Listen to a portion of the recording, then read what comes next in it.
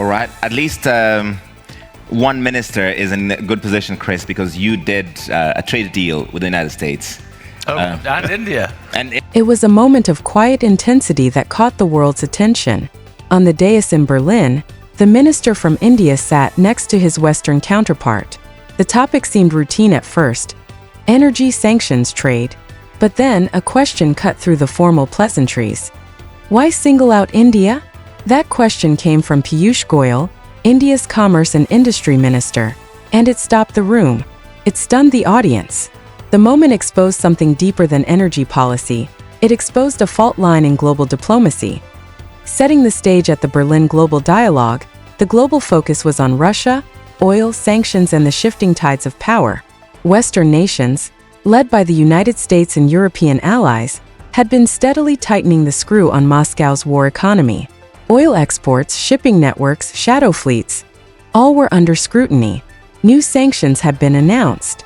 Reuters +4 India Today +4 Hindustan Times +4 India sat in a complex position. It is one of the world's fastest-growing economies. It needs energy. It has purchased discounted Russian crude, citing economic reasons and energy security. But now it found itself being publicly challenged by Western allies, the United Kingdom and others, about these purchases. India Today +2 Reuters +2 The UK, for its part, was talking tough. Statements were made about targeting companies in India and China for helping ease Russia's isolation. Reuters: the pressure was clear, and so when India's minister sat on stage and asked, "Why us?" the world took note. The confrontation: here's how the exchange unfolded. Goyal pointed out that Germany had asked for an exemption from U.S. sanctions on oil. He noted that the UK had already sorted its access with Washington's blessing. Then he asked, if the West could carve out exceptions, why was India being singled out? India Today +1 The UK minister responded that the topic was about a specific subsidiary of Russia's state oil giant Rosneft. But Goyal interrupted, saying India also hosts a Rosneft subsidiary. The point was made. The rules, it seemed, were applied selectively. India Today +1 That moment, the interruption, the challenge, made clear that this was not going to be standard diplomacy. It became a moment of reckoning. What's really at stake? Why is this more than just oil or sanctions?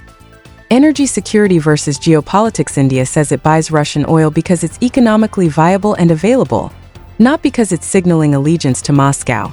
But when energy trade becomes entangled with geopolitics, the sovereignty of choice comes under fire. Goyal emphasized that India will not enter trade or energy deals under pressure. We never do trade agreements with deadlines or a gun to our head, he said. India Today +1 Selective enforcement and hypocrisy. The heart of Goyal's argument. If exemptions exist for some, why not for all? Germany and the UK had sought or obtained exemptions from US sanctions. India was being publicly pressured while the same treatment did not appear to apply to its Western counterparts. India Today +1 Trade independence and global models. This moment also reflects India's broader push. It doesn't want to be coerced into partnerships that undermine its autonomy. Whether trade deals or energy imports, India wants to negotiate on its terms. As Goyal said, India will not rush into trade deals under restrictive conditions. Reuters +1 Image, governance and power for Western nations. Sanctions are a tool of influence.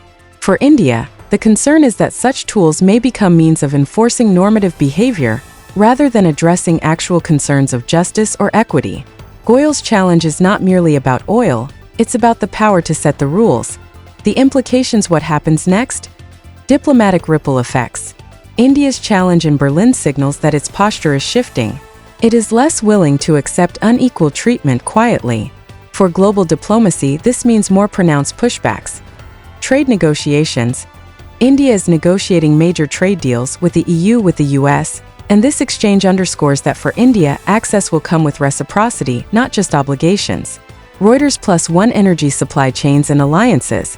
When sanctions target Russia's oil, countries dependent on energy have to adjust. But India's argument is clear. It will defend its supply choices, especially when market pressures and global north-south tensions converge. Rulemaking versus rule-taking. Perhaps the most far-reaching point. This is about who gets to make the rules. If India is going to be expected to comply, it also wants a seat at the table where the decisions are taken.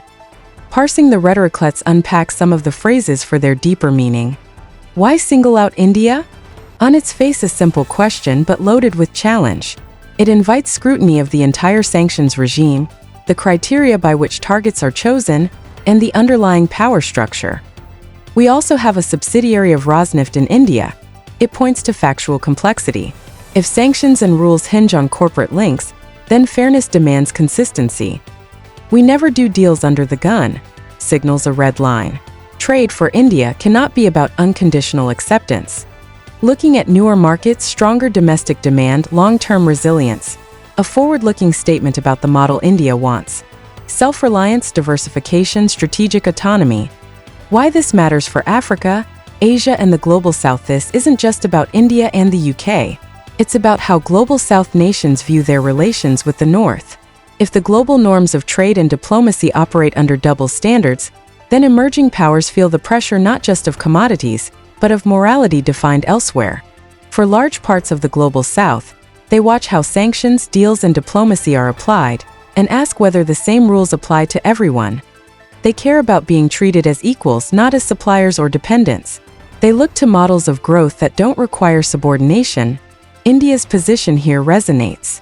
By publicly calling out what it sees as discrimination, it broadcasts a message. No longer will we quietly follow the rules set by others. We will question them. We will renegotiate them. What critics will say and how India might respond. Critics might argue, India is undermining sanctions designed to uphold international LOWs by purchasing discounted Russian crude. India is indirectly helping Russia's war effort. India is choosing pragmatism over principle. India's likely response. India follows international law and exercises its sovereign rights. Energy security is essential for development.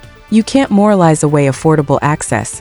Fairness demands consistent enforcement. If exceptions exist, they must be transparent. Trade and sanctions cannot become one-size-fits-all tools of power rather than rules of justice. The takeaway when we look back at that moment in Berlin, two lessons emerge. First, diplomacy is no longer just about what you do, it's about who defines the terms. India signaled that it wants to be a part of that definition, not just subject to it. Second, global power structures are revising themselves.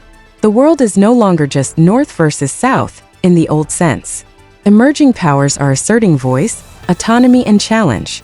That means the standard model of trade, aid, sanctions, and dependency is under strain. Piyush Goyal's question, why single out India? Becomes less about India alone and more about whether the global system that underpins sanctions, trade, and energy is fair.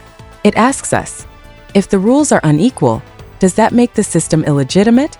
Closing thoughts. In a world where energy flows, trade agreements, and geopolitics are entangled, moments like the Berlin Dialogue Exchange matter, because they expose what has often been hidden, the raw politics of power wrapped in the language of cooperation. India isn't merely asking for more space. It's demanding equality. It isn't denying the rules. It's demanding they apply to all. And it isn't rejecting cooperation. It's rejecting compliance without respect. So whenever you hear about Russia, oil, sanctions, and trade in the coming weeks and months, remember this moment. A minister from India standing up and asking for fairness, because in that question lies the changing architecture of global diplomacy. If you found this breakdown useful, stick around for more deep dives into international affairs, where the headlines are just the beginning of the story.